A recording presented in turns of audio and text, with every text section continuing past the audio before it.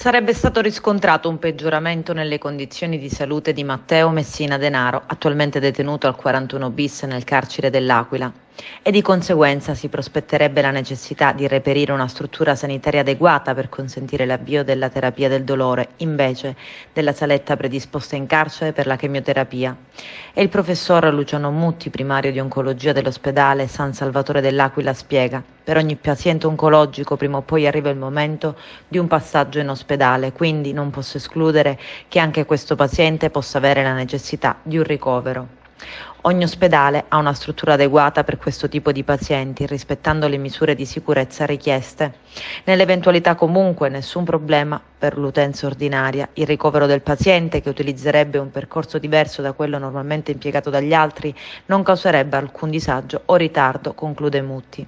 Il medico Alfonso Tumbarello ha prescritto a nome di Andrea Bonafede almeno 95 farmaci per gravi patologie tumorali, più altre 49 prescrizioni per esami e analisi.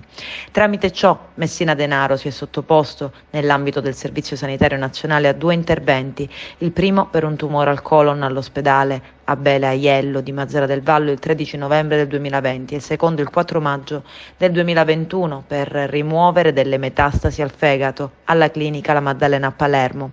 E nel frattempo si attende ancora che sia designato, qualora tuttavia fosse ancora necessario, il detenuto al 41 bis che sarà in compagnia del boss durante l'ora quotidiana di socialità, com'è secondo prassi e come è stato ad esempio per Totorrina nel carcere di Opera.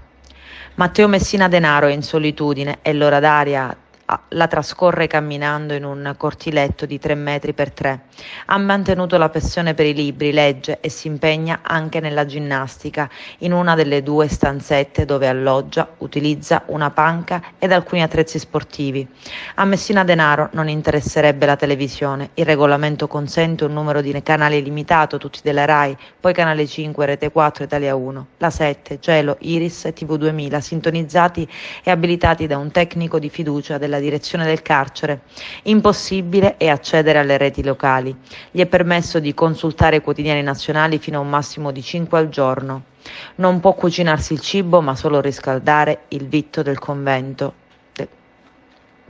È sottoposto alla chemioterapia. Ad assisterlo sono un infermiere, un oncologo e un anestesista. L'elenco di ciò che ha messo in cella è tassativo. Forbicine rigorosamente con punte rotonde, tagliaunghie senza limetta, pinzette e rasoio in plastica. Vietati gli spray e le calzature in cui sono nascondibili oggetti.